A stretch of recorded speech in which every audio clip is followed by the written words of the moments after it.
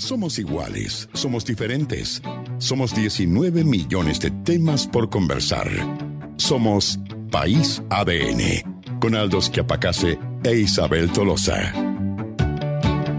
Muy buenos días a todos, a todas. Bienvenidos a nuestros panelistas. Emilia Ríos, estamos con Jaime Belolio, Rodrigo de la Riva. Ya los presento como corresponde. Un hola general a todos, así, si quieren. Vamos a... ¿Cómo estás, Aldo? Bien. ¿Por qué? No sé. ¿Cómo estuvo el fin de semana? ¿Sabes que me tomó el triunfo de Brendan Fraser como personal?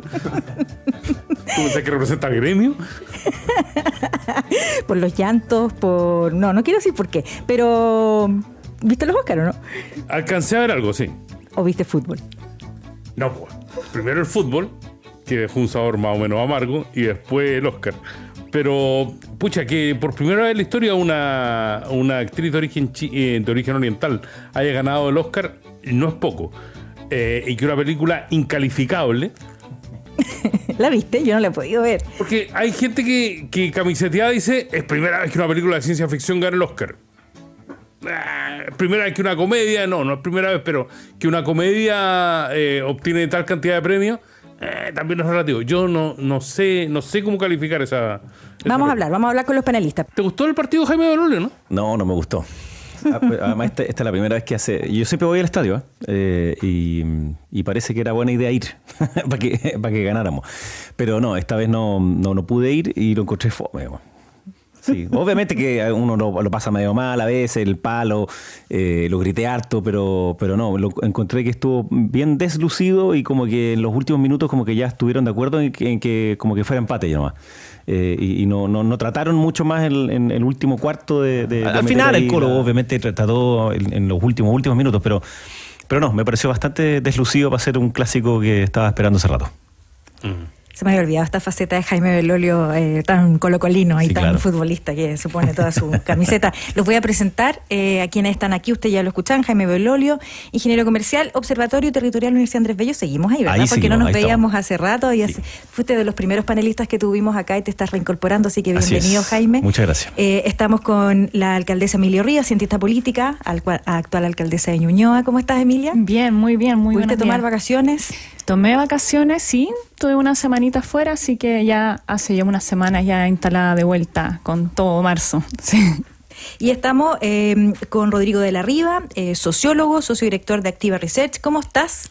Muy bien, Isabel. Bienvenido, te vas a empezar a incorporar a los paneles de los lunes, así que bienvenidos acá los tres a Hacer País ADN. Ya llevamos una semana de regreso, estamos contentos, hemos podido analizar un poco lo que está pasando y les toca un día bastante interesante e entretenido después de todo el cambio de gabinete, ¿no? Y noticioso. Oye, yo quería comentar algo de los Oscars, sí, porque A ver, yo ¿ya? estaba como bien intrigada por lo que iba a pasar, porque no sé si se enteraron de la polémica que hubo con quien ganó el Oscar y Cate Blanchett, porque ella en un momento subió a sus redes una nota que abogaba para que ella se ganara el Oscar, justamente considerando que sería la primera actriz Michelle Yeoh, asiática. sí. Claro, la primera actriz asiática en ganarse el Oscar. Entonces, yo no tenía idea que los Oscars tienen prohibido que quienes están nominados puedan referirse a otros actores, en el fondo como hacerles contracampaña.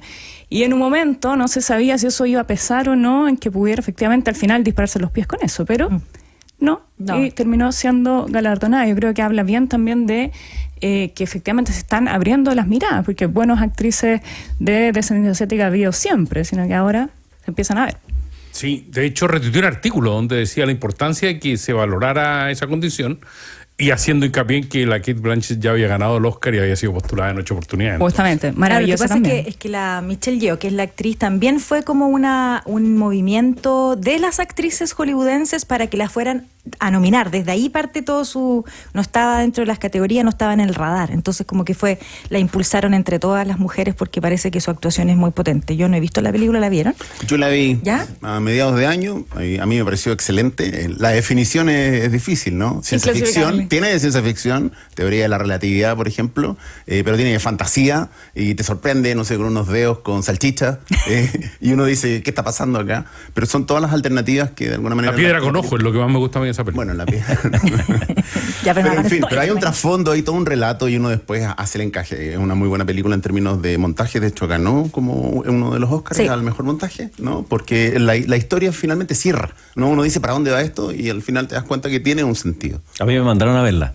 ¿Sí? Sí, una psicóloga me mandó a verla.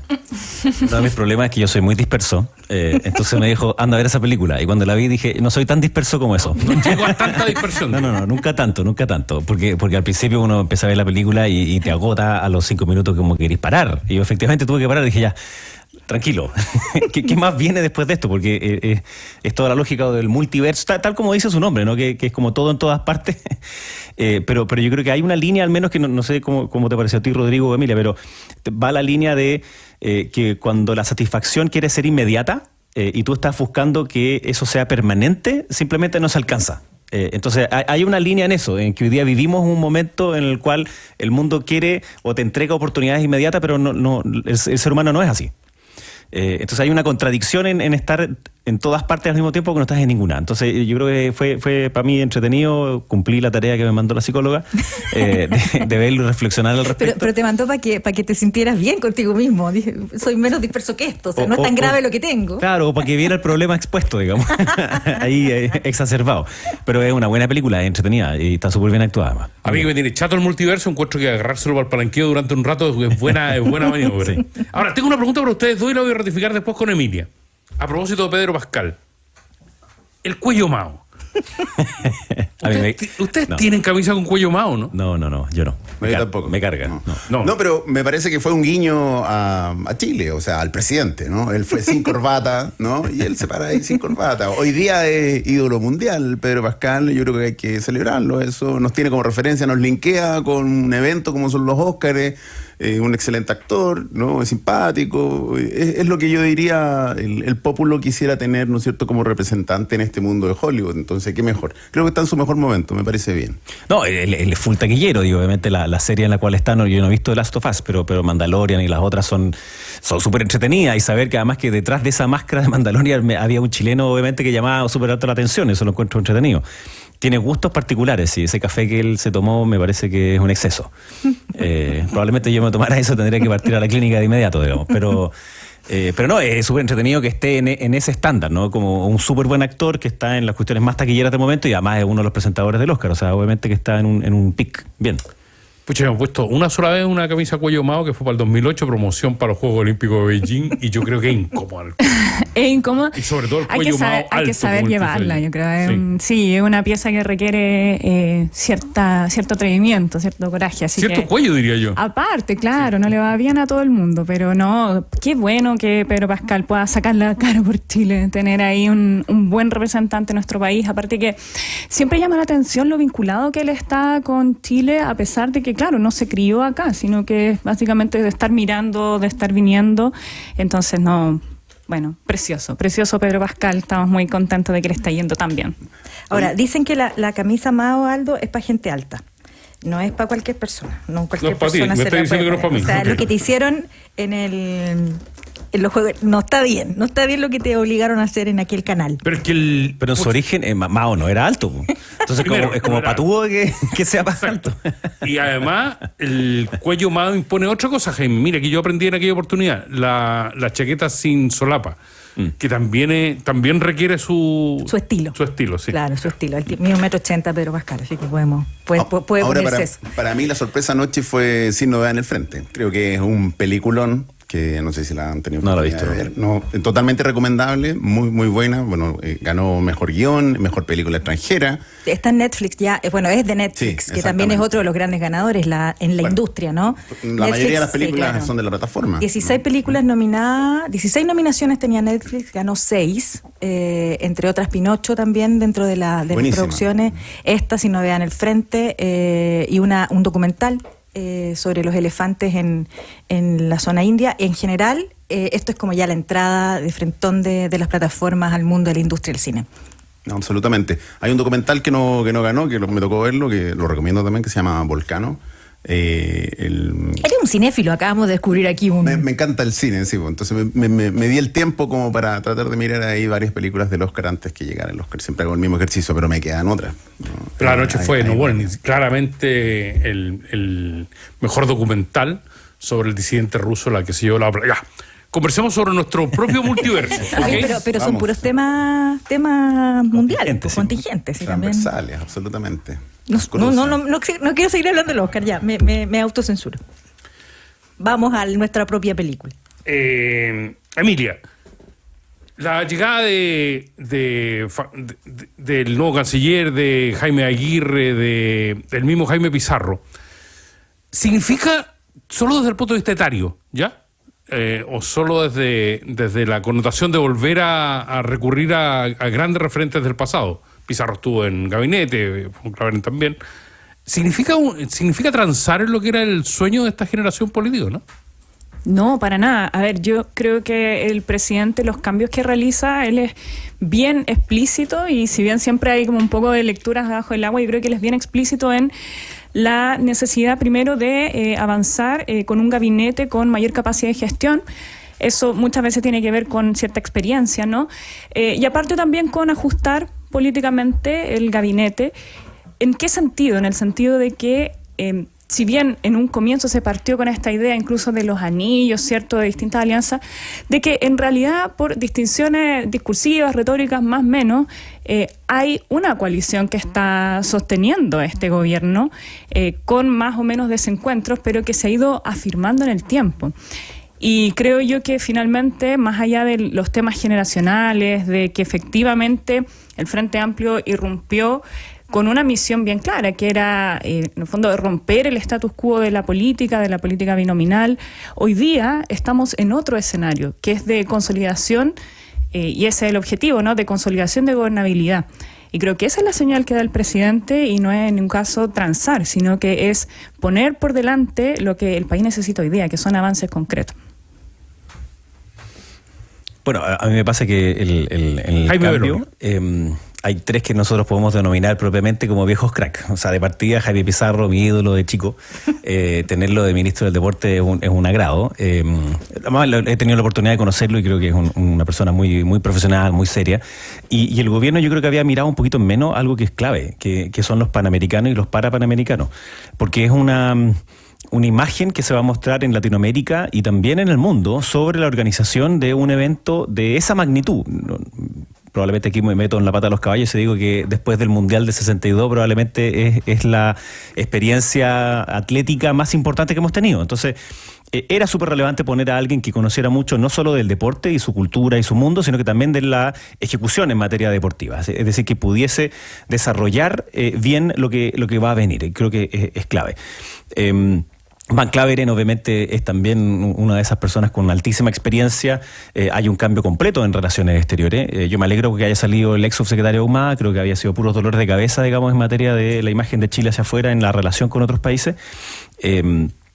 Pasa algo similar con Jaime Aguirre. En el mundo de la cultura, lo que yo entendía es que había bastante controversia, digamos, con la anterior ministra, porque no la conocía, no tenía relación con el mundo de la cultura, y se decide poner a Jaime Aguirre, que no es como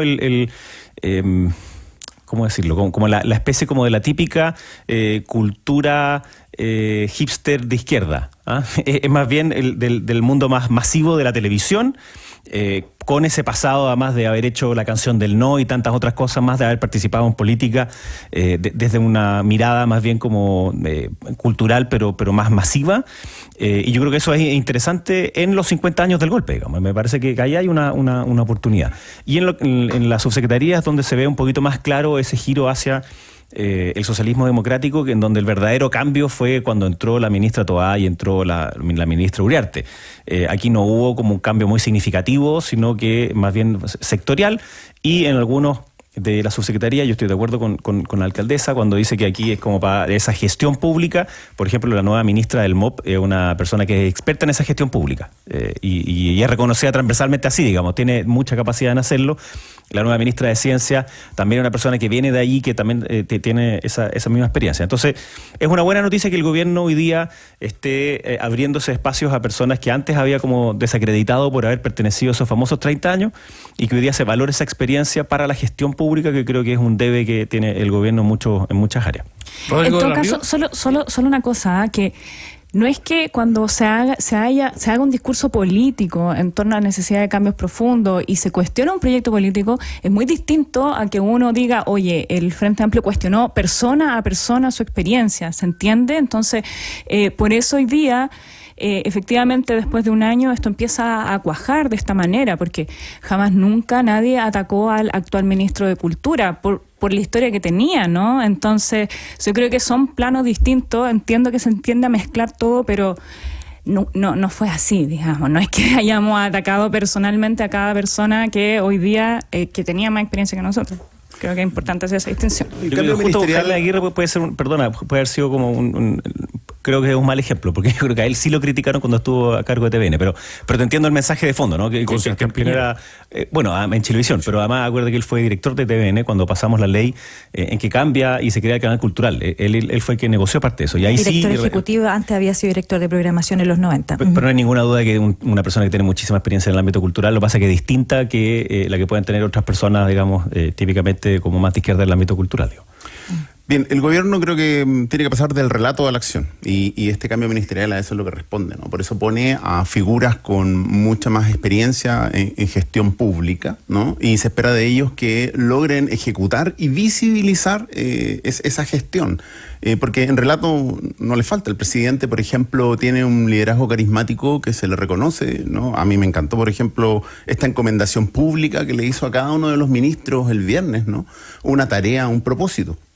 Estamos todavía, sin embargo, ahí en el ámbito de las promesas. Falta transitar hacia la ejecución y a tener más visibilidad de eso. En este cambio, por ejemplo, uno de los ministros que de alguna manera pagó la cuenta fue el ministro de Obras Públicas, que salió porque se le dice que no tuvo suficiente ejecución, ¿no? Y se espera ahora que con una persona, ¿no es cierto?, como Jessica López, el Ministerio de Obras Públicas tenga la visibilidad que siempre ha tenido, ¿no? Y que dé cuenta del hacer de un gobierno, que es lo que la población espera. Vamos a ir haciendo un zoom a este cambio de gabinete en distintas materias. Hay una que a lo mejor hay que abordar con más detención, que tiene que ver con Cancillería, ¿no? De alguna manera aquí en Cancillería uno podría interpretar que lo que pasó acá es como si no se ponen de acuerdo, se van todos. O sea, aquí había una olla de grillo adentro, había muchas peleas internas que todas se dan a la luz pública a través de este audio y que de alguna manera se subentiende que aquí no se estaban poniendo de acuerdo entre las relaciones internacionales, las relaciones económicas. Entonces se sacan a los subsecretarios, a la ministra y se arma otro equipo. ¿Lo interpretan así, Emilia? Bueno, es súper importante las decisiones que va tomando el presidente, porque aparte de ser señales públicas hacia el país, también justamente como tú lo señalas, son señales a la interna. Hay cosas que normalmente no se hacen, por ejemplo, subir a un subsecretario de ministro. Desaconsejable, porque después las señales que va a todos los otros subsecretarios es que se podría saltar fácilmente a ser ministro. Y sí, yo creo que Cancillería efectivamente pasó por momentos bien complejos, fue un equipo que no logró cuajar.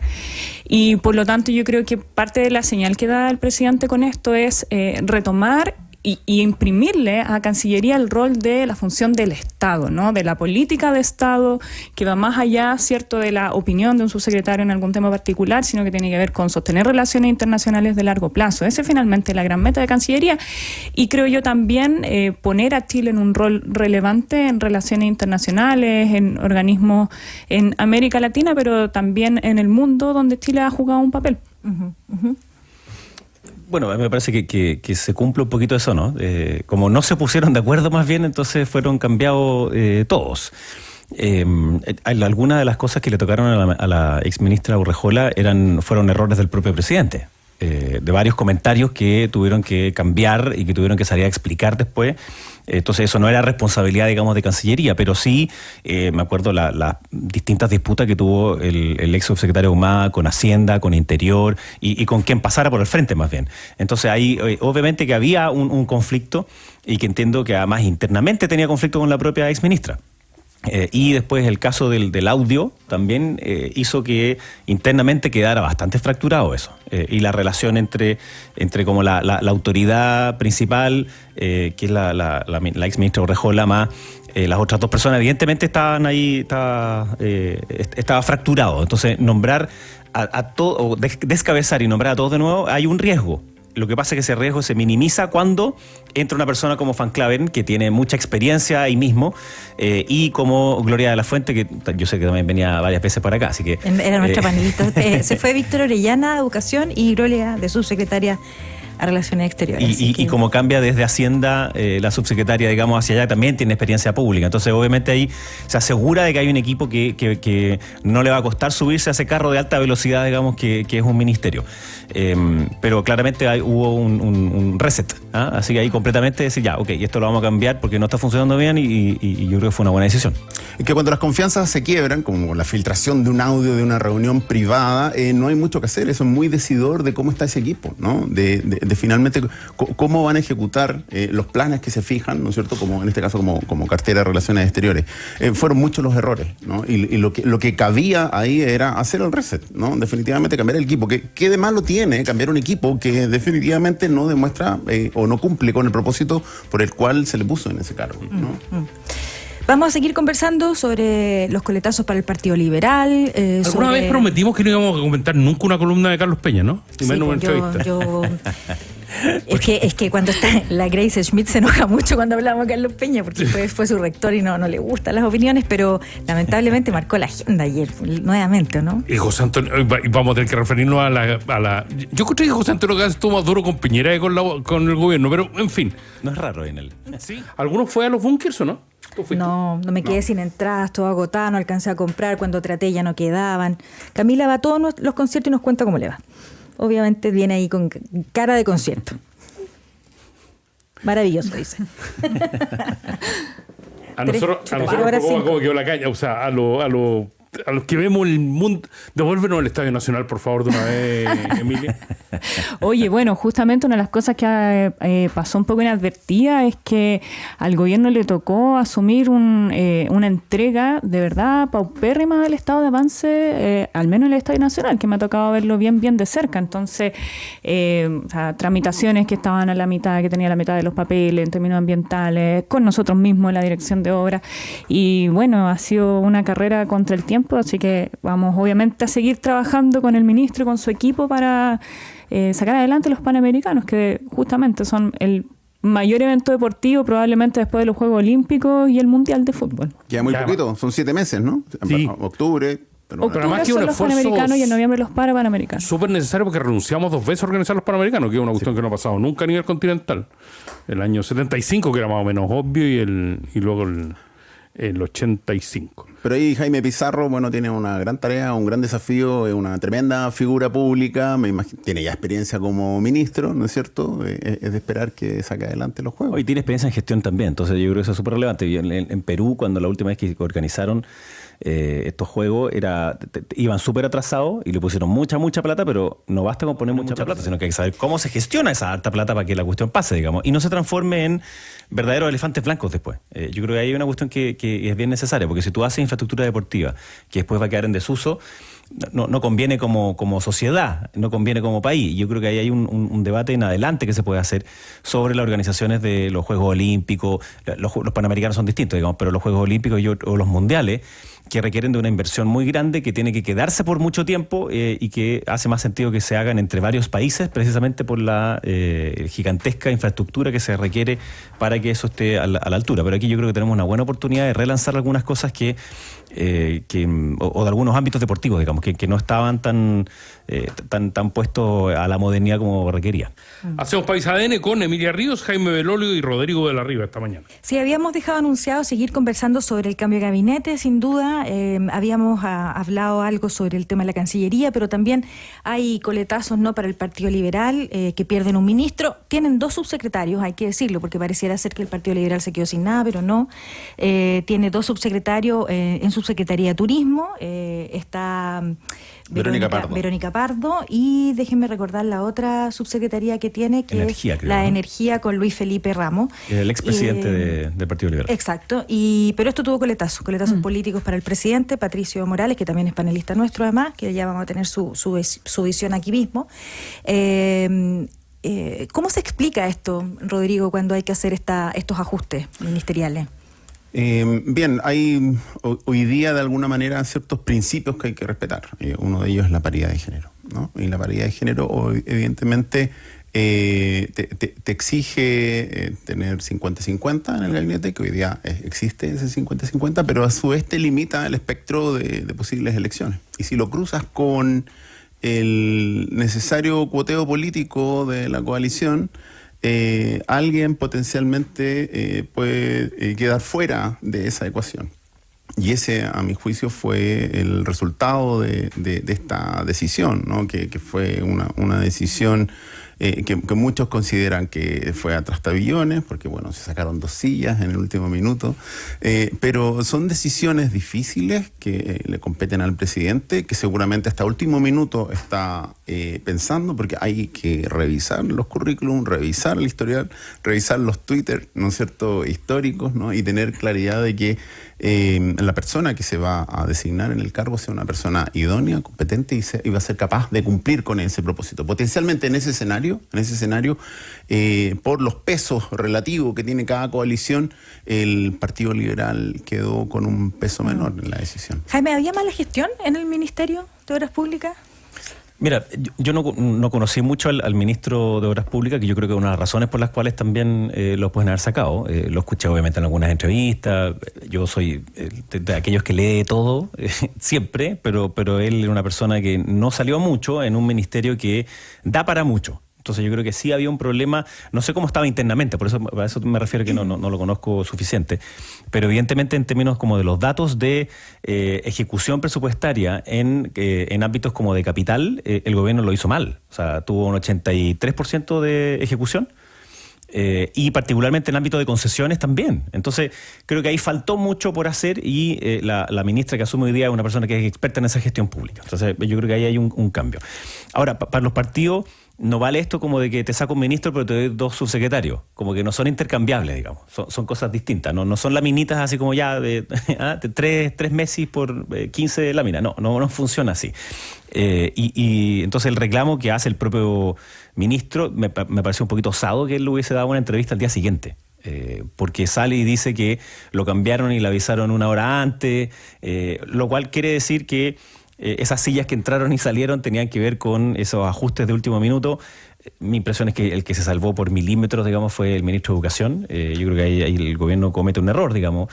Entiendo que quería dar la señal que se lo estaban pidiendo desde aquellos que le hicieron perder la reforma tributaria, entonces no quería darles eso, pero al final igual va a ser un problema para el foco en educación que se tiene que tener, que es recuperar los aprendizajes y la presencialidad, más todo lo que hacen las escuelas públicas hoy día en Chile y también las escuelas subvencionadas. Yo creo que hay que rescatar ahí muy importantemente la fuerza de la educación pública.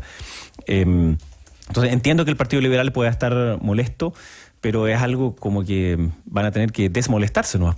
¿Qué van a hacer? ¿Van a romper con el gobierno? ¿Van a dejar de estar ahí? No, yo entiendo que van a poder, que quieren hacer el punto, lo han hecho, me imagino que van a haber otras cosas más que espero que el presidente le haga como algún gesto, pero claramente sale perdiendo el Partido Liberal, pero no le queda mucho más que hacer el reclamo que ha hecho hasta ahora y después ya volver a enreglarse dentro de la coalición. Sí. Emilia Ríos. Yo tuve la suerte de conocer a la nueva ministra justamente haciendo gestiones desde Ñuñoa para hacer ahí cosas entretenidas con Banco Estado, así que me parece una persona realmente muy capaz, con energía increíble, así que bueno, creo que lo va a hacer muy bien. Bueno, ojalá no dar entrevistas enojado o dolido, porque yo creo que en realidad es una entrevista con muchos puntos para arrepentirse, creo yo. Eso es delicado, porque justamente se habla de la lealtad al gobierno y la lealtad se juega justamente en esos momentos. O sea, cuando estamos picados, cuando estamos dolidos, cuando sentimos que algo es injusto, bueno, ese es el momento donde se ve la lealtad. Bueno, van a tener tiempo y coincido que van a tener que enreglarse, siguen siendo parte del gobierno y además, aparte de los cuoteos, etcétera, efectivamente cada partido aporta al gobierno de acuerdo a los parlamentarios que tiene, a su, vinculación territorial, a su crecimiento, y ahí evidentemente eso también pesa en la distribución de ministerios. Entonces, efectivamente hay algo también que el Partido Liberal tendrá que mirar y examinar, cómo pueden ellos también aportarle más al gobierno y no solamente hacerlo desde una queja, ¿no?, que es legítima y uno entiende. Si evidentemente ahí perder un ministro le duele a cualquier partido. Pero creo yo que hay aquí una misión más grande y sobre todo en estos momentos de polarización afectiva, como decía Noam Titelman, me gustó mucho ese concepto, donde las redes sociales premian mucho a lo más estrafalario, lo más increíble, quien sale más fuerte. En ese contexto, los partidos y sobre todo los partidos de gobierno tienen que ser más disciplinados. Y eso creo que es un llamado permanente. Pero más disciplinado que el Partido Liberal. Ha sido súper disciplinado, súper leal, ellos mismos lo dicen. ¿Qué más que eso? Sí, o sea, es que me parece que lo han sido, me parece bien. Pero cuando es más difícil es cuando hay que ser más leal. Es el punto. O sea, ¿de qué sirve ser leal cuando, digamos, está todo tranquilo, ¿no? La lealtad se mide justamente en los momentos más complejos. Rodrigo, yo tengo un tema que resurge cada tanto y fundamentalmente los cambios de gabinete que dice relación con los tiempos que vivimos, que tiene relación con el derecho al olvido o con la posibilidad del cambio o qué tan arraigada y permanente puede ser una opinión al respecto.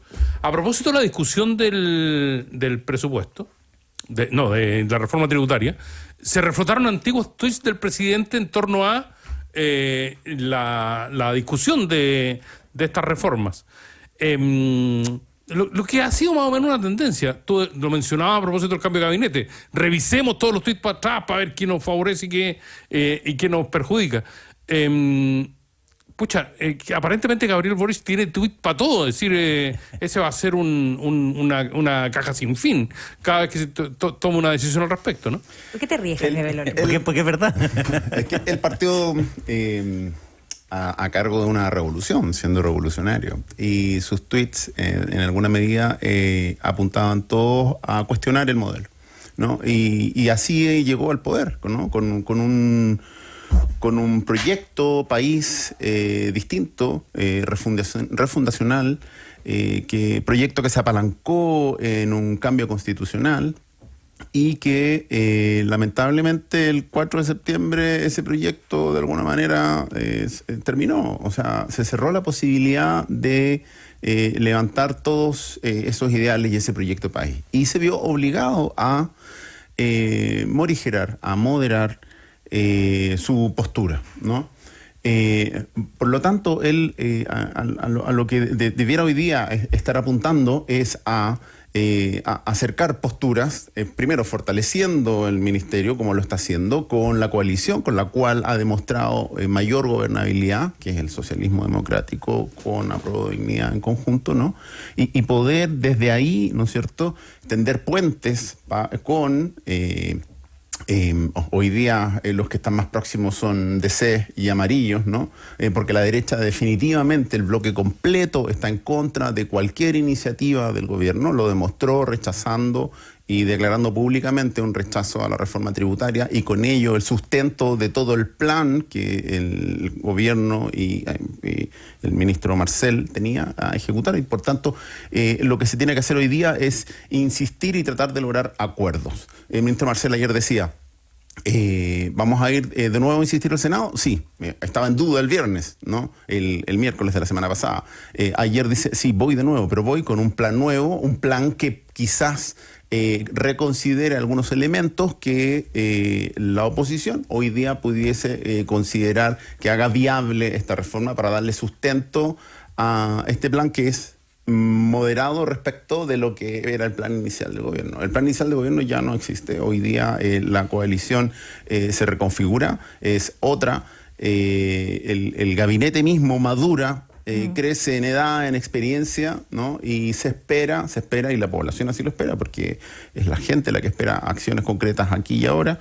Está destinado a tener logros, ejecuciones demostrables, porque las redes sociales están todo el día, ¿no es cierto?, muy atentos a lo que hace el gobierno, a diferencia de lo que era hace 30 años o 20 años, hoy día estamos muy expuestos. ¿Y qué más expuesto que un gobierno en su quehacer? Y 5 años también, digamos. Yo creo que es más corto todavía, porque yo creo que en esto el Frente Amplio, mientras estaba, digamos, en el Parlamento, era demasiado sensible a Twitter. Twitter particularmente, digamos, no una red social en general, sino que particularmente Twitter. Y por tanto, muchas de sus propias opiniones están en Twitter. o sea, del ministro Jackson y del presidente de la República, claro, cuando Aldo dice ahí tienen tuit para todo, efectivamente tienen tuit para todo y además al revés, digamos, o sea, que denota este cambio de posición bastante radical, que a mí no me parece mal que en la política alguien cambie de posición. Yo creo que hay que explicarla mejor, pero han cambiado de posiciones y para mí es para mejor. O sea, cuando han cambiado de posición en materia de seguridad, en materia de, no sé, pues el rol de los privados en la construcción de bien público y así sucesivamente, me parece que es una buena cosa. Pero claro, cuando ahora estaba el cambio de gabinete y salía mucho este tuit del presidente diciendo, no entiendo por qué felicitan a Michelle Bachelet si trajo a pura figura de la concertación. Pues bien, pasó lo mismo. Hubo esa otro que también, claro, a medida que avanzaba el tiempo decía, oye, qué nivel de improvisación. Y yo ahí no voy a reclamar nada porque me ha tocado estar adentro de los cambios de gabinete y evidentemente hay improvisación hasta poco rato porque no siempre las cosas salen como uno quiere que salgan. Uno requiere cierta reserva que obviamente es difícil que se mantenga, etcétera. Pero yo creo que al gobierno le pasó, y estas fueron como palabras del ministro Jackson, que dijo que al inicio del gobierno, que el plebiscito era lo fundamental para que el programa de gobierno pudiera tener buen destino. Y después fracasaron. Y después dijeron que la reforma tributaria era eso. Y yo creo que ahí cometió un error, no sé si fue el ministro Marcel, si fue la ministra Uriarte, fueron todos, en buscar aprobar la reforma tributaria por un margen muy pequeño de votos. O sea, confiaban en que tenían 80 votos, 78, 80, para aprobar la reforma sin ceder nada, que fue lo que aplicaron, digamos, en la Cámara de Diputados. Entiendo la lógica de que no querer negociar dos veces, ¿ah? Entonces solamente hacerlo en el Senado, como hizo en su momento Arena, que aprobaron la reforma tributaria en la Cámara de Diputados como pasando plenadora completa, y después tuvieron que negociar, y ahí viene lo que decía Daniel Matamala, además en su columna del tecito y la negociación, y etcétera. Acá trataron de hacer un poquito lo mismo, o sea, no tener que negociar dos veces, pero salió el tiro por la culata, porque los dos votos que faltaron son de gobierno. Eran, no sé si de gobierno, en verdad, pero eran de la coalición más cercana al gobierno que la oposición. O sea, ahí cometieron un error, creo. Y obviamente que eso lo deja complicado. El discurso post creo que fue completamente desmesurado, porque además es falaz. No es cierto que no se pueda financiar, por ejemplo, el aumento de las pensiones garantizadas con los recursos que tiene el Estado. Se requiere un 1% del PIB para hacerlo en régimen a 250.000 y si quisieran adelantarlo tienen que poner 0,5 puntos del PIB ahora. Y eso se puede hacer a través de distintas vías que se pueden obviamente mostrar.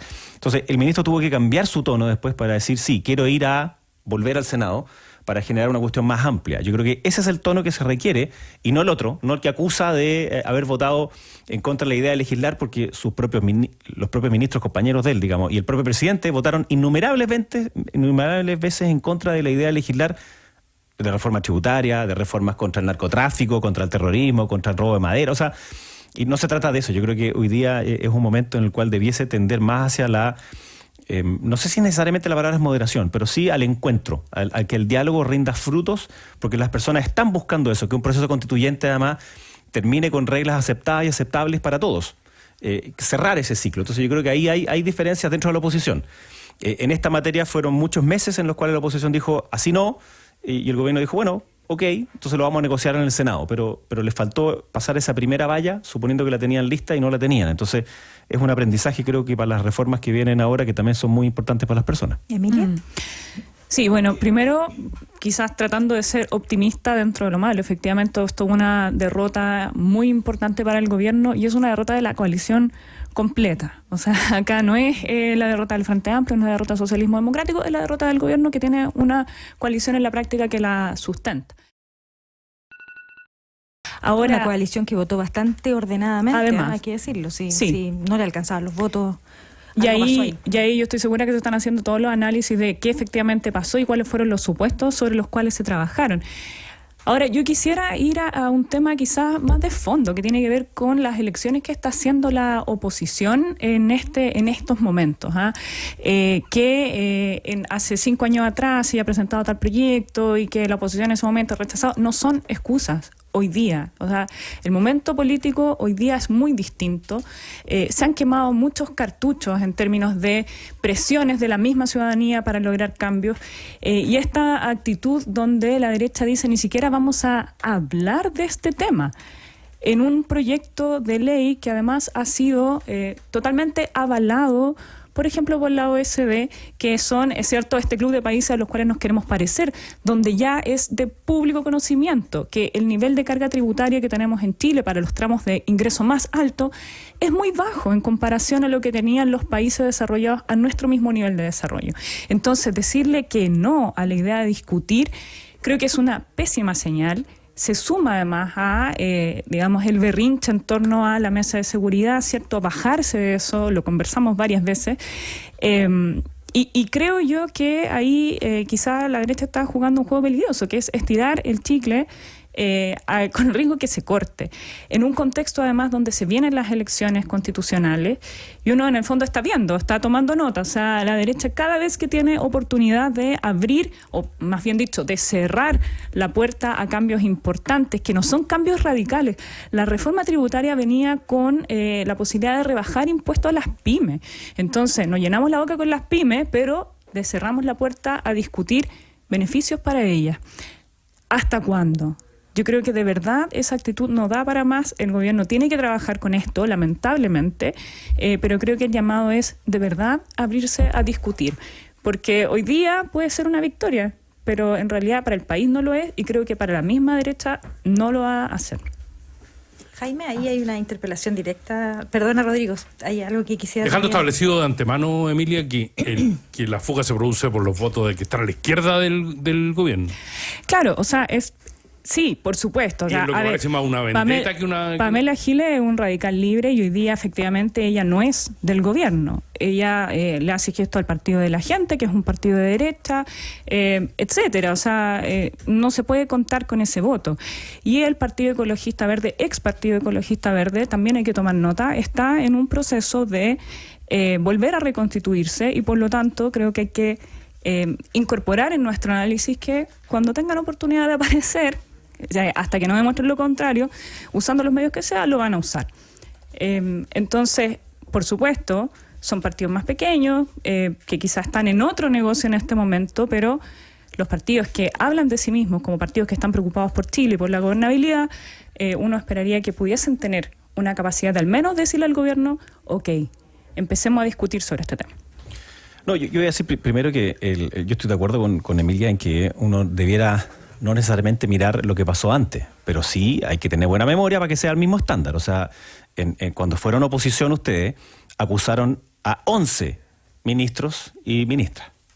Intentaron votar al gobierno sistemáticamente, digamos. Entonces, son distintas oposiciones las que dice que está en contra de un proyecto de ley a las que intentan empujar por la línea no democrática como hizo el PC. No el resto del Frente Amplio, pero el PC trató de que no hubiera proceso constituyente. Votaron en contra, trataron de votar al gobierno como tal. Entonces, obviamente que estamos hablando de magnitudes muy distintas. Cuando se dice que votar en contra de la idea... votar al gobierno morigirémoslo un poco. No, pues eso fue lo que dijo Teller el día siguiente, el 19 de octubre. Digo. Sí, pero eso no es votar al gobierno, es decirlo nomás. No. O sea, ellos días para votar promovieron un gobierno. Que fueran personas a tomarse la moneda, ¿no? Entonces, pero ya. Pero no es el Frente Amplio total, ni menos el presidente, que fue el que firmó el acuerdo el 15 de noviembre, digamos. O sea, ahí hay se muestra, digamos, la actitud democrática que tiene el presidente Boric. Entonces, lo que yo quería decir es que cuando se dice que votar en contra de la idea de legislar es no abrirse siquiera a hablar del tema, bueno, el propio presidente Boric dice que no es así. Y mandó a estudiar, digamos, a un ex diputado y a otra persona más a decirle, oye, no, tú deberías saber que es porque no compartimos las ideas matrices y las ideas matrices después no se pueden cambiar si se aprueba la idea en general. Bueno, eso es lo que pasa ahora. El gobierno no quiso escuchar a las pymes, no quiso escuchar a la oposición y porque quería solamente hacerlo en el Senado. Entonces le fue mal con esa estrategia. Yo creo que es una mala idea. Entonces, yo estoy de acuerdo en que estirar el elástico con riesgo de romper es una mala idea, como lo hizo la oposición antes. Y hoy día entonces le toca la propia herencia que ellos dejaron antes, pero es una mala idea que permanentemente nos vayamos en la lógica de no cooperación. Y hoy día tenemos un problema dentro del Parlamento, que tenemos cerca de 20 partidos, que algunos de ellos son una política muy identitaria, que es algo muy, muy pro del Frente Amplio, que dificulta la cooperación inmediata para un gobierno. Yo creo que eso es una de las tareas más relevantes que tiene la convención, consejo de expertos y nueva constitución, es cómo nos aseguramos de que haya una buena coalición que pueda acompañar a las presidencias de la República para generar los cambios legislativos que se requieran y avanzar en las soluciones de los problemas. Yo creo que hay un tema que es súper central. O sea, con 20 partidos es casi imposible hacerlo bien, digamos, porque si no, como dice Emilia, al final terminas en esos pocos partidos o pocas personas dentro de los partidos que negocian marginalmente cosas que están distantes del objetivo principal. Entonces, claro, yo digo a veces que el PDG es como flexible en su idea. Entonces, a veces a algunos les conviene más negociar por separado que negociar juntos. Lo mismo con algunos partidos más pequeños. Yo creo que a la larga eso no hace bien. Y solo termino con lo siguiente, que es que hay ciertas cosas que el gobierno no puede pretender que se le diga todo que sí. O sea, no se le puede pretender decir, hagamos una mesa de seguridad y al mismo tiempo indultar a quien trató de asesinar a una PDI, po. O sea, son incompatibles. Y esa mesa de seguridad, en el fondo, pasó al Congreso hoy día y va más rápido ahí que fuera de ahí. Entonces, hay ciertas cosas en que el propio gobierno también tiene que abrirse a otras opciones distintas que las que más les gustaría. Pero de nuevo, en los temas de pensiones, en los temas de salud, en los temas de ciudad y por supuesto en lo tributario que financia también el gasto social, es necesario que se lleguen a acuerdos y no tratar de ganar por el margen. Yo creo que ese es el aprendizaje que debería tener el gobierno ahora. Sí, la reforma, como lo dijo Emilia, es una reforma validada técnicamente por la OECD, ¿no? Se conversó, según el ministro Marcel, ampliadamente con la comunidad. Hubo 9 meses en los que se recogieron 22 indicaciones desde la oposición. Distintos diputados, ¿no es cierto?, presentaron sus indicaciones y por tanto hubo 9 meses de trabajo. Entonces, lo que la población, la ciudadanía no entiende es por qué luego de una discusión de 9 meses de un proyecto tan importante para el país, fuera de las rencillas políticas de uno y otro mundo, ¿no?, se rechaza, ¿no? Porque antes se rechazó, hoy día entonces que estamos en oposición hay que rechazarlo. ¿Quién gana ahí?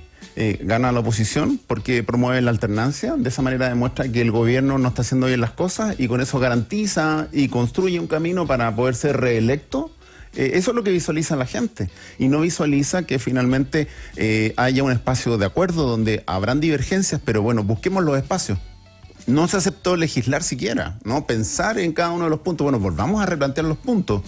Y esa imposibilidad de ni siquiera aceptar legislar es como negarse al diálogo, tirarle un espolonazo a la línea de flotación del gobierno y celebrar en silencio que quizás a futuro, ¿no es cierto?, si seguimos en esta lógica, el gobierno tendrá difíciles posibilidades de poder darle continuidad a su programa, porque esa es una lectura que también se puede hacer. Sí, yo una cosita que creo que sería súper bueno transparentar a la ciudadanía en qué no están de acuerdo, porque efectivamente la derecha puede no estar de acuerdo en cosas. ¿En qué cosas no está de acuerdo? En que las personas que tienen mayor ingreso paguen más impuestos. Eso es una definición ideológica que está bien, pero tiene consecuencias para el 99% de nuestro país.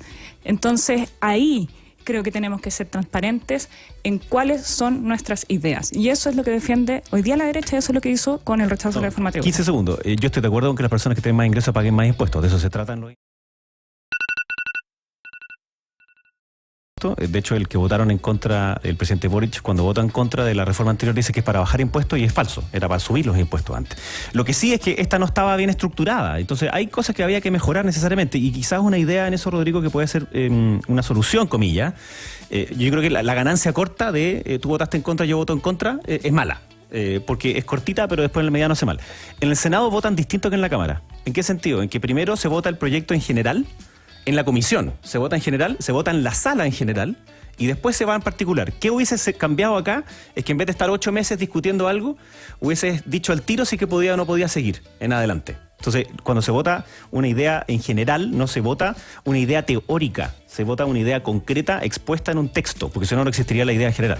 Pero sí, si se votara como el Senado, no se perdería tiempo de trabajo parlamentario dentro, que yo creo que es necesario, y el gobierno le faltó escuchar más a las oposiciones. Estamos increíblemente pasados en el tiempo. Yo sé que es muy injusto, Jaime, hacerte solo la pregunta a ti, pero hacer tema político hoy día.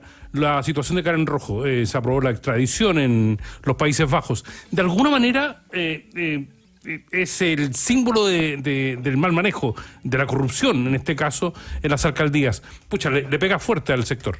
Oye, yo creo que es una buena noticia que se apruebe y que haya justicia en ese aspecto, digamos. O sea, ninguna persona que esté ligada a ámbitos de corrupción tiene que quedar en la impunidad y en este caso menos escapándose a otro país pensando que de allá va a poder pasar piola, digamos. O sea, que haya una extradición y pueda haber un juicio me parece que es lejos lo mejor para estos ámbitos de cómo se combate la corrupción en todas partes. Bien, lo lograste. No hablamos de Carlos Peña. Bien, Aldo, estuviste bien. Bien, muy Me elevado. pareció una de las polémicas más sabrosas el fin de semana. Ya rétenme, estuvo a propósito de columna de la de Daniel Matamala, que Pamela Gil la interpreta como que a ella. Sí. Pasó la vieja y hay un intercambio que yo encontré sabrosísimo a través de Twitter. Gestiona las vacaciones de tus colaboradores y ahorra tiempo y costos en tu área de recursos humanos con Talana y así podrás dedicarle más tiempo a tu equipo. Conoce más en talana.com. Emilia Ríos, bienvenida de nuevo, de vuelta al panel ahora los lunes. Antes estabas los viernes. Rodrigo Larría, bienvenido los lunes también. Jaime Belolo, tenemos que definir si siguen los lunes, otro día hay que buscar, pero bienvenido, te trajimos de vuelta. Muchas gracias. Te vemos más moderado, tengo que decir. Estás más moderado. Vacaciones. Las vacaciones, la universidad. Un año fuera del gobierno sirve. Chao. Chao, gracias a los tres. Muchas gracias.